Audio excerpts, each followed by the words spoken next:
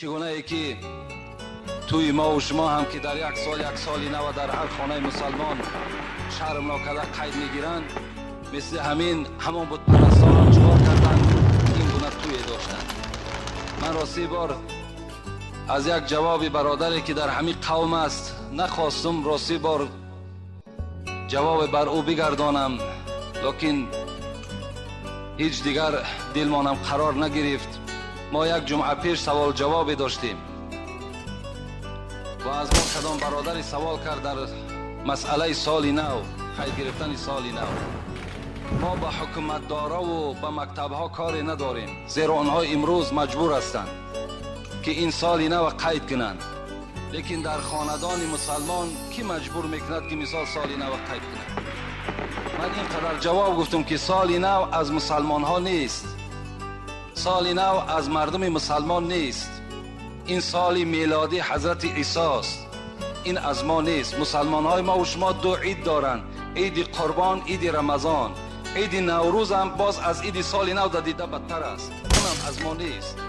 اینا کتاب میگوید، اینا فتوای مفتیات در دست من 2 ورق است. لیکن اون برادر از ما خیلی ملال شده است، حتی در همون خطش یک دشنام های قبیح هم نویساندن و دعای بدم کردن. میلش اگر ما ارزنده باشیم، اگر همون دعای بدی تو اگر نزد خداوند خوش بیاید، میلش ما هم قبول. لیکن من به شما هم قدر میگم که حضرت مولوی جنون میگوید به زینهاری بسد زینهار، زینهار زبان از رنجشی مردان نگه دار. همان قوم برافت مبتلا شد، زی آزار دل مرد خدا شد، که 100 بار این جهان از آه دل سوخت، ولیکن به ادب عبرت نآموخت. شناس ای کور دل آتش نفس را، بکن اندیشه روزی پیش و پس را. سگ از اخلاص آمد جنس آدم، زی به اخلاصی آدم شد زی سگ کم.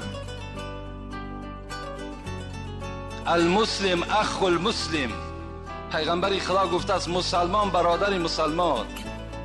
لا یظلموه ولا یکذبوه ولا یخذلوه، مسلمان باید یکدیگر دروغ نگوید، مسلمان یکدیگر خار نکند، مسلمان باید یکدیگر تحقیر نکند، دشنام ندهد. این وظیفه هر یک مسلمان است. لیکن باز میگم کدامی که اگر در خاندانش سال نو قید میکند، وای هممون دین عیسوی است، این جای پوشیده نیست. برادر گفته است اگر در شما تشویش نشود شما این جواب بگین. لیکن پیغمبر خدا میگه اذا رأى منکم منکرا فلیغیر بیدی، شما یک کاری اگر غیر مشروعات، غیر اگر شریعت در کجایی که دیدین با دست خودتان تغییر بدهین. فإن لم یستطع، اگر به دستان نتونستین فبلسانه، به زبانتان او را تغییر بدین. فإن لم یستطع فبقلبه و ذلک اضعف الایمان، وقتی که اگر زور شما به دست نرسید، به زبان نرسید، با دلتان همون عمل بد ببینین، این ضعیفی ایمان شما را نشان میدهد. ما به دلم بد نی، به دست مانم نی، لیکن به زبان گفتیم و ما نزد خدا مسئولیم. فردا از این قومی که 500 نفره و 1000 نفره در نزد خداوند جوابگو هستیم.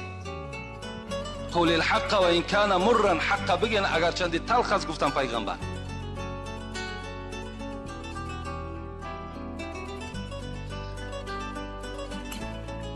محبان خورده صد سنگی ملامت، تو کی میمانی ای سالک سلامت.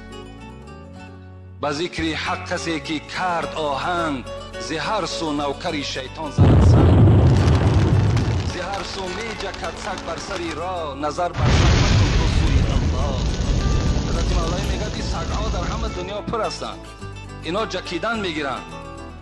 هزاران کاروان رفتند دو دو، هنوز این سگ ها دارند او او. این کاروان ها رفتن میگیرند، سگ ها جکیدن میگیرند. این یکی سگ از سگ های خداست.